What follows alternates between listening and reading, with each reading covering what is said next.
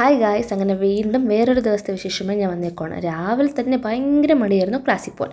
പക്ഷേ എന്ത് ചെയ്യാൻ, അറ്റൻഡൻസ് ഷോർട്ടേജാണെന്ന് ഈ ക്ലാസ് റെപ്പും ടീച്ചേഴ്സ്മാരും പറയുന്നത് ഒരു കാര്യം കൊണ്ട് മാത്രം ഞാൻ എന്നെ മടിയൊക്കെ സൈഡിലോട്ടാക്കിയിട്ട് ഞാൻ കോളേജിൽ പോകാമെന്ന് തീരുമാനിച്ചു.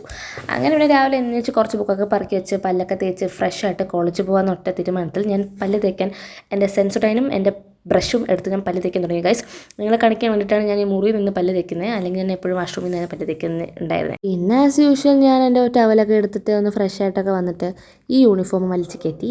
പിന്നെ ഒരു യുദ്ധമായിരുന്നു. എൻ്റെ ഈ കപ്രാച്ചി പോലത്തെ ചുരുണ്ട മുടി എല്ലാം വരച്ച് സെറ്റാക്കി ഞാനൊരു ബണ്ണ്, അതായത് പുട്ടപ്പ് കെട്ടി വെക്കണം. പുട്ടപ്പൊക്കെ ഞങ്ങളുടെ നാട്ടിൽ കൊണ്ട കെട്ടി വെക്കുക എന്നാണ് പറയുന്നത്. നിങ്ങളുടെ നാട്ടിൽ അതെന്തോ പറയുന്നത് എനിക്കറിയത്തില്ല.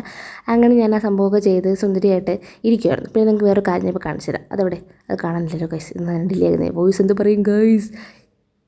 അങ്കിത ഓക്കെ, ഇതാണ് നമ്മുടെ സാധനം. ഇതാണ് ആ സ്പൈറൽ ബാൻഡിലെ. ആ തലയിലിടുമ്പോൾ നല്ല രസമാണ്, കാരണം എൻ്റെ മുടി ഒന്നും പൊട്ടിപ്പോകത്തില്ല, നല്ല ഫിറ്റായിട്ട് അവിടെ തന്നെ ഇരിക്കുകയും ചെയ്യും. പണ്ടൊക്കെ ഞാൻ വിചാരിച്ചു ഇതെന്തോ ഉടായ്പ സാധനം, കണ്ണപ്പിത്തരം എന്നൊക്കെ പറഞ്ഞാൽ മേടിക്കത്തേ ഇല്ലാത്തൊരു സാധനമായിരുന്നു.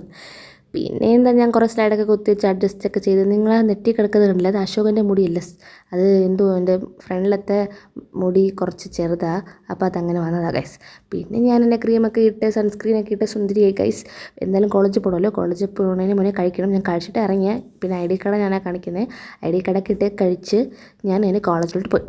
അപ്പോഴാണ് ഞാൻ അദ്ദേഹത്തെ കണ്ടെത്തിയത് ഗൈസ്. അദ്ദേഹം വേറെ ആരുമില്ല, എൻ്റെ ക്ലാസ്സിൽ പഠിക്കുന്ന അശ്വിൻ തന്നിലാണ്. അവൻ സത്യത്തിൽ നടന്നു പോവുകയാണ് ഗൈസ്, പക്ഷേ അവൻ്റെ കൂടെ എത്താനേ പറ്റിയില്ല. അവൻ ഓടിപ്പോകുന്ന പോലത്തെ ഒരു എഫക്റ്റ് ആയിരുന്നു. പിന്നെ അവിടെ NSS ക്യാമ്പ് ആയതുകൊണ്ട് ഇവരെയൊക്കെയും കണ്ടു.